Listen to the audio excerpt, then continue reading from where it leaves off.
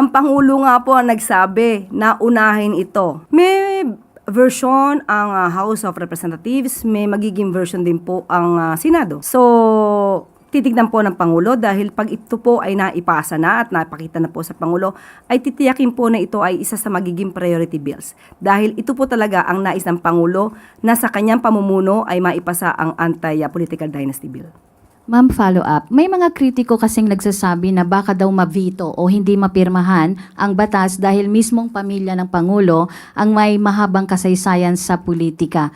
So ano po ang katiyakan na lalagdaan ito ng Pangulo kapag tuluyan na pong nakapasa sa magkabilang Kongreso? Makikita niyo naman po talaga ang ibang mga tao na lamang magbigay ng negatibo sa Pangulo. Ang Pangulo nga po ang nagsabi na unahin ito. Nung nagkaroon ng pagpupulong, ang LEDA, yan po ang tinutukan ng Pangulo. Kinausap niya po mismo, nandoon si Secretary or rather Senator Riza Ontiveros at nagulat po siya at sinabi po ng Pangulo na tutukan po ito at nais pong maipasa ito sa kanyang termino.